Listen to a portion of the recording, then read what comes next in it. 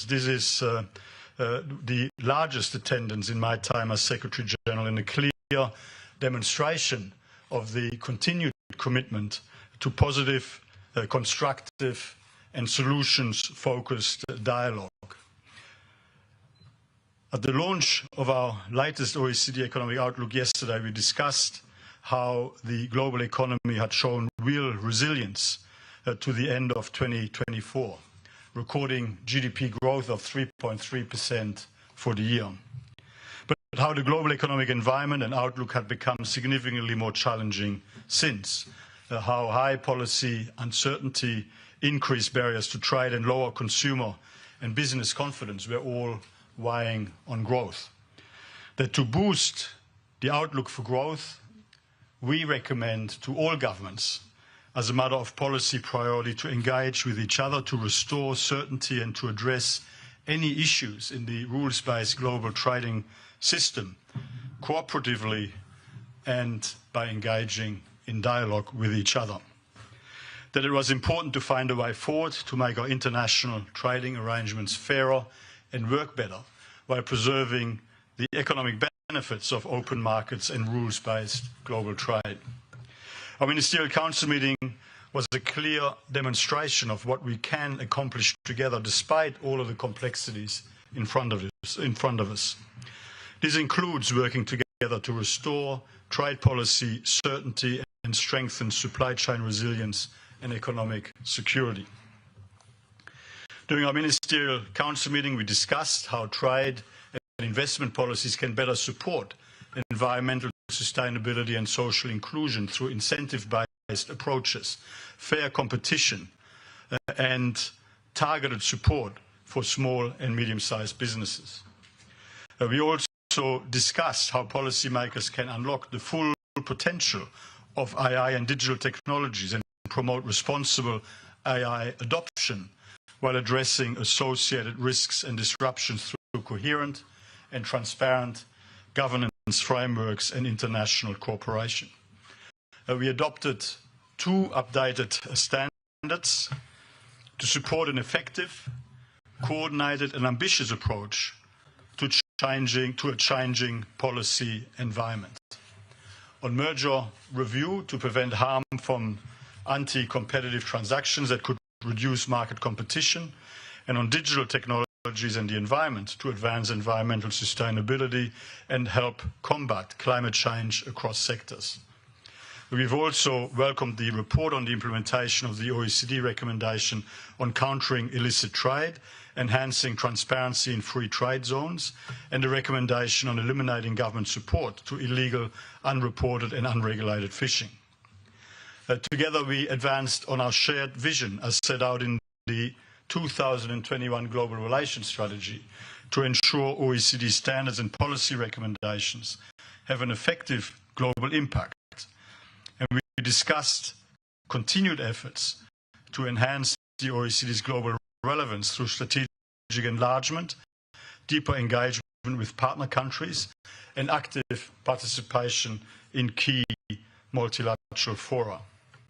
We welcome the adoption of the strategic framework for Latin America and the Caribbean as a key milestone in reinforcing the OECD's engagement with this region and the launch of the Paraguay country program.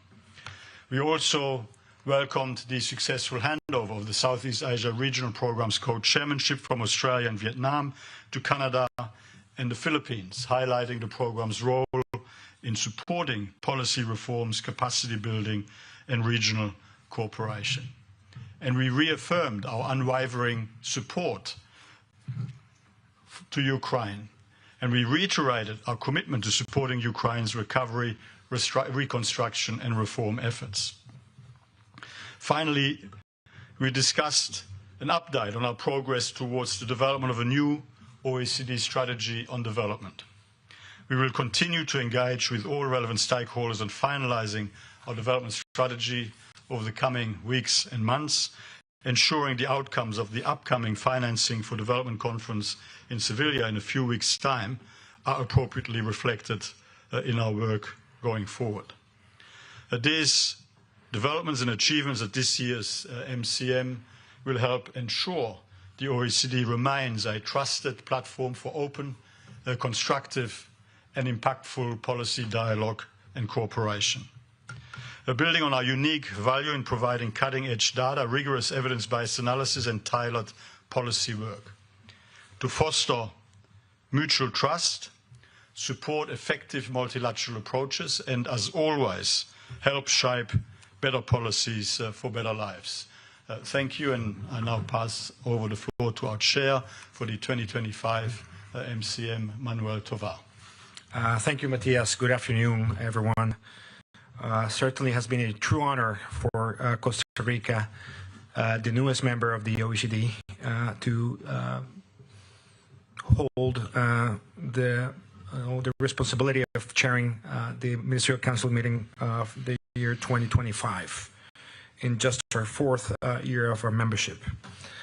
This has been a remarkable gathering and a critical moment of time, one defined by courage and our shared determination to come together, driven by the conviction that in today's complexity, dialogue, cooperation, and evidence-based policymaking matter more than ever. The theme we proposed for this occasion was leading the way toward resilient, inclusive, and sustainable prosperity through rules-based trade, investment, and innovation. This is a topic that we chose and which proved to be not just timely, but urgent. As chair of this year's ministerial gathering, we placed trade at the heart of our agenda, reaffirming Costa Rica's long-standing commitment to open markets, sustainability, and resilience.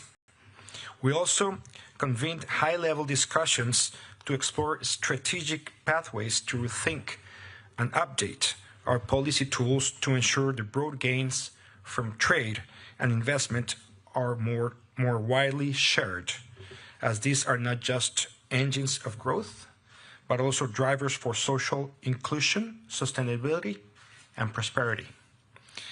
This theme resonated widely, and the response has been historic, bringing together a record number of ministers, high-level officials, and key stakeholders from across the globe, OECD members, and non-OECD members. This which speaks to the relevance of the issues we chose to tackle, and that the OECD's convening power is remarkable. This theme resonated widely, and the response, as I said, has been historic.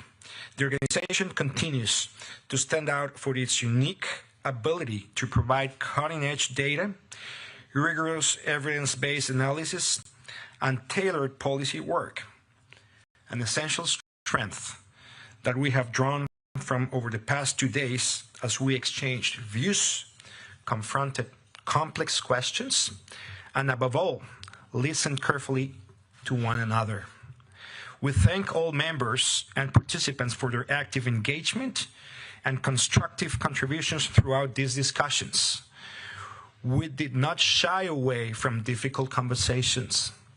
On the contrary, we embraced them because we know that only through open, forward-looking dialogue we can forge common ground. In doing so, we have recognized something fundamental. We believe in cooperation, we still believe in cooperation, and we value the OECD. Costa Rica undertook this enormous responsibility with the conviction that leadership is not measured by size, but by courage. From that conviction, we sought to lead the way, not simply by hosting this ministerial meeting, but by anchoring it in the shared values that guide this dear organization. Costa Rica, as the OECD's newest member, has consistently taken bold and visionary stances. And today, we continue to lead with that same courage. It has been our priority to lead the way in shaping concrete tools that help countries turn ambition into implementation, moving from policy talk to policy walk, a legacy we hope this MCM leaves behind. We also led with determination to drive a global agenda with regional relevance, ensuring that all countries have the same opportunity not only to be at the table, but to actively contribute to shape the conversations. For Costa Rica, leadership meant making the OECD not just inclusive in theory, but also impactful in practice. That requires recognizing the vital role of Latin America and the Caribbean in the global policy landscape, but not sporadically, but strategically, for its diversity, economic dynamism, practical policy innovation, and of course, the understanding of development in action.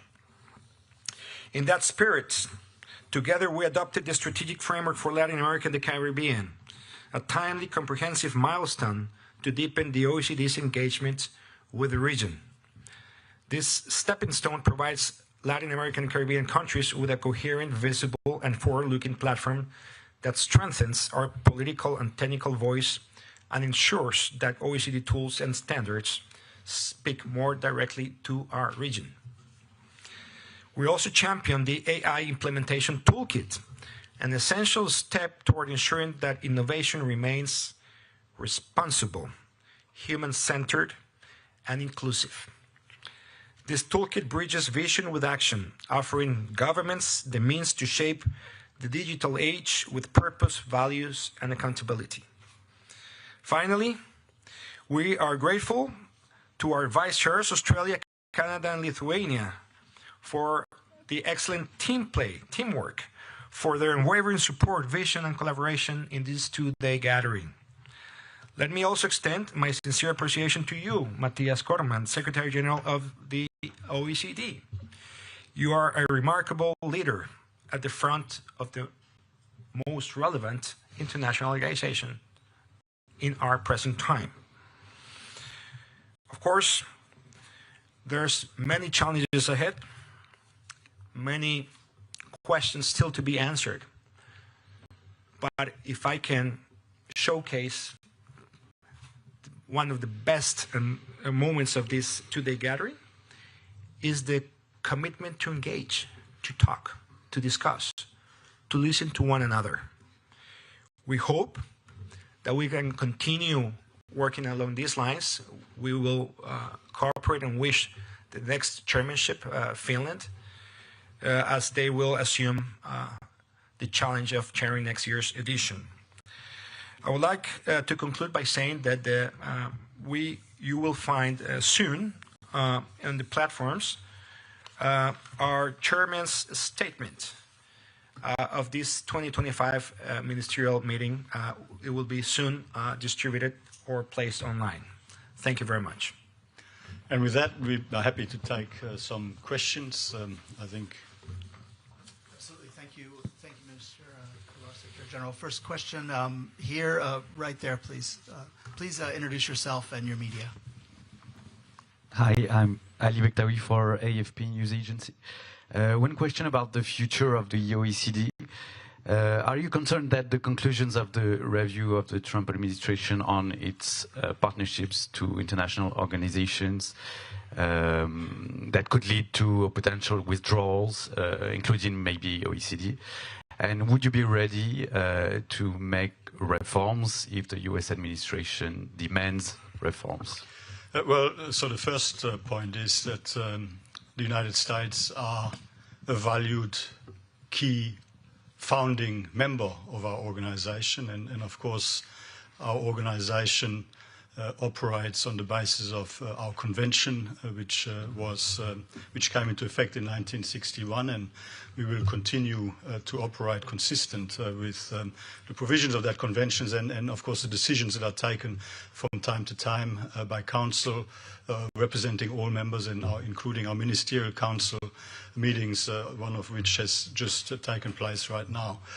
Every country, of course, and every elected government, every democratically elected government in any member country is entirely within their rights to assess what their priorities are in terms of their engagement with international organizations, and we're of course very aware of that review taking place. We're very confident, based on our interactions with the US administration so far, that there are important areas of cooperation and that there's important work that the OECD can do also together with the United States. Now, in the end, if any one member has views on how the work of the OECD can be further improved, that is a matter not just for one member to engage bilaterally with the OECD, that is a matter for all members, and of course that would involve a conversation in which all 38 members of the OECD and the European Union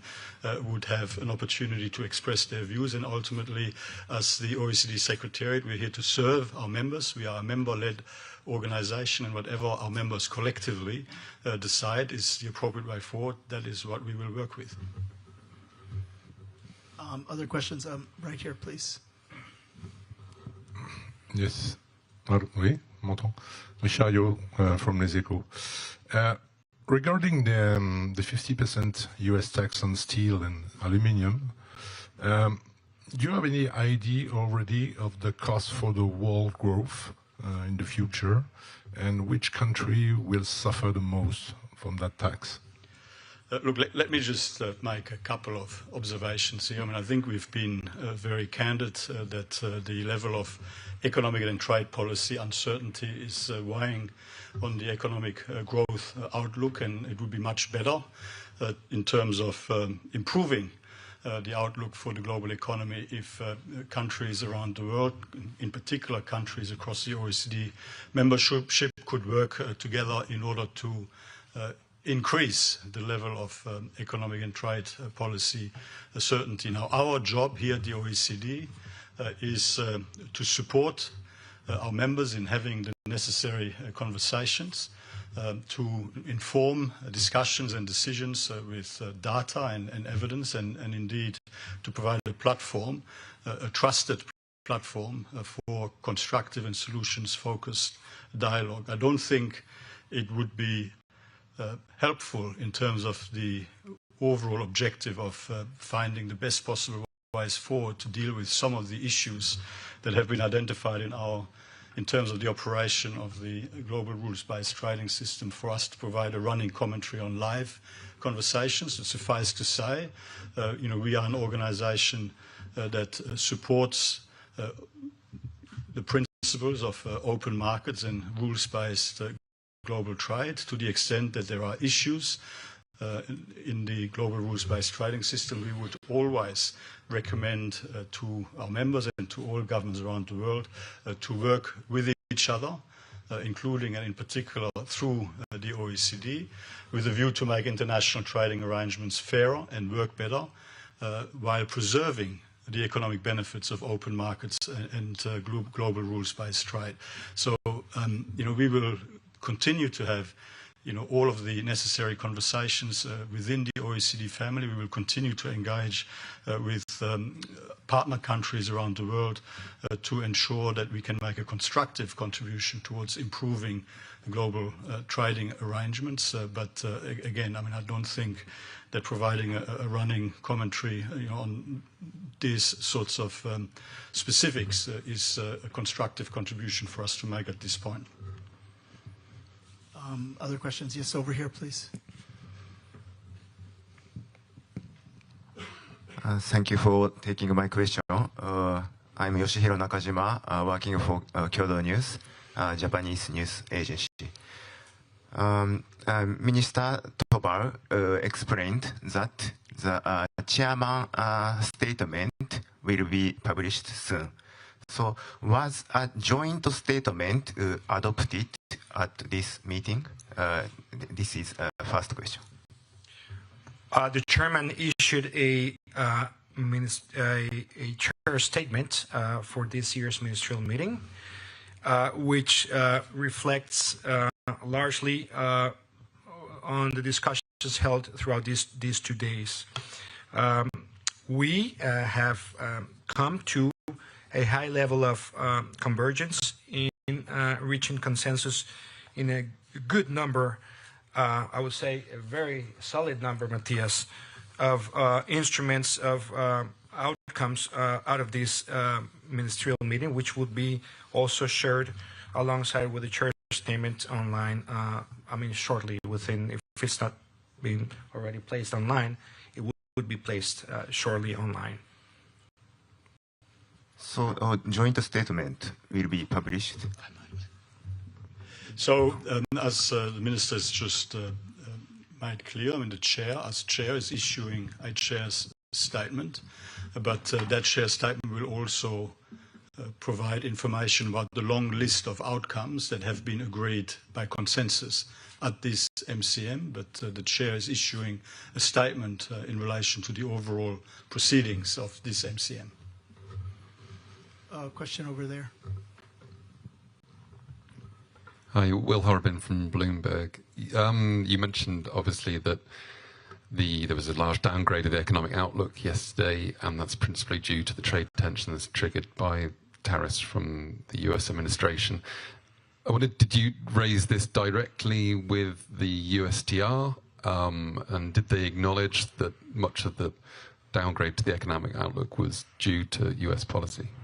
Well, look, I had a very good meeting with the USTR yesterday, and of course that meeting happened after we had publicly released our economic outlook prior to the commencement of the MCM. Again, I mean, you know, our position and my statements publicly are very clear. It would be much better for the global economy, and I would suggest it would be much better for all of the individual member economies if issues in the global trading arrangements could be resolved through dialogue and cooperation in a multilaterally agreed way, and it would be much better for the global economy and individual economies across our membership and beyond if economic and trade policy certainty could be restored very swiftly. I mean, I think that those statements are very clear. Beyond that, I don't think it would be appropriate for me to provide a commentary on private conversations. And my job, I see my job as that of a facilitator to help, you know, bring perspectives together and to help achieve a consensus and convergence on the best possible way forward. And in order to be able to do that effectively, I don't think it would be constructive for me to start talking about private conversations. I think I have a question right here.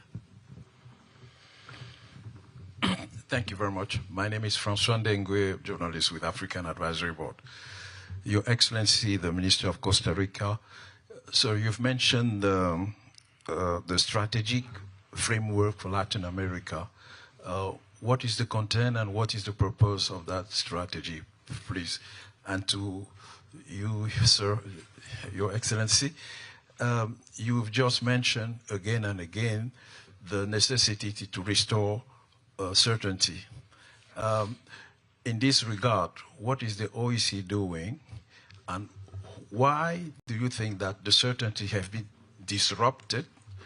And are you working with other international organizations like the World Trade Organization to restore this certainty? Thank you very much. Thank you very much for your question. And certainly, one of the missions of the OECD itself is to promote, better standards, policies, and practices beyond its membership. And the OECD has embedded a good number of regional programs with Southeast Asia, with the MENA, with Latin America and the Caribbean. For us, certainly, Costa Rica, we sought to launch and promote the implementation of a new strategic framework for the engagement with the OECD, with the Latin American Caribbean region, in terms of policy advice through more engagement in the assessments conducted by the organization, in being more open to the involvement of Latin American and Caribbean countries to technical meetings done here in Paris, for assessments, policy assessments, to consider data and assess the data stemming out from Latin America and the Caribbean region, to continue engaging a region with so many opportunities but challenges at the same time, and a region that has been growing within the family, the OECD. Today we have 4 Latin American OECD members: Mexico, Chile, Peru, and Colombia. We have 3 other countries, some of them a little bit with more progress than others in their respective accession processes to the OECD: Argentina, Peru, and Brazil. And also a good number of countries, 14 in total, which are part of the OECD's Development Center. So we have taken note of the enormous opportunities that the Latin American and Caribbean region has, and also challenges, and members have noted and have agreed to review the rules of engagement and the strategies towards working alongside with the Latin American regional countries. For us, we understand that it is fundamental that the OECD expands its outreach beyond its membership, as it does with Africa, with other regions in the world. So this is one of the most fundamental deliverables that we have come to consensus during this two-day gathering. Well, and thank you very much for that question. Well, firstly, in terms of the last part of your question, yes, of course. I mean, the OECD works with all other relevant international organizations. In fact, Ngozi, representing the World Trade Organization, was present here at the Ministerial Council meeting this year to be part of key conversations. And in fact, there was a WTO ministerial meeting last night to coincide with our Ministerial Council meeting here, which goes to the core. I mean, yes, we do believe that it's important for the global economy and the global economic outlook for there to be a restoration of economic and trade policy certainty as soon as possible, but it's got to be done in the context of actually addressing some of the issues. And so the first point is that it's important for everyone to have a good common understanding of what the actual problems are that need to be addressed, and that requires dialogue and exchange. And of course, like meetings like this one contribute to that. We provide data and analysis to support some of those discussions and hopefully to help inform the best possible discussions. But I mean, we engage with our member countries bilaterally, I mean individually. We engage with our member countries collectively through council meetings and this Ministerial Council meeting. And of course, we also participate in key international fora like the G7, the G20, IPEC, and so on. And I think the message that I've given you here today about what we think should happen in terms of restoring economic and trade policy certainty is the same message that we give in all of those fora. So, I mean, I think that in the end, if we want to have genuine restoration of certainty, we need to ensure that the issues that are being raised are properly understood by everyone, and that there's a level of consensus around what it is that we need to fix together, and that then we have a conversation on how that is best done. And we would suggest that it should be done. We should be making any reforms to global rules-based trade, to international trading arrangements, to make them fairer and work better in a way that that preserves the economic benefits of open markets and global rules-based trade. Now, there's clearly still a lot of conversations to be had, but we welcome the fact that after the initial announcements around tariffs were made by the United States, there's been pauses put in place that now enable and give some space for some of these conversations to take place, and we will do whatever we can as an organization to help facilitate the best possible resolution to those conversations. Looking out here, if there are any other questions, we're reaching just the end. I think we'll close the... Thank you very much. Thank you. Thank you very much.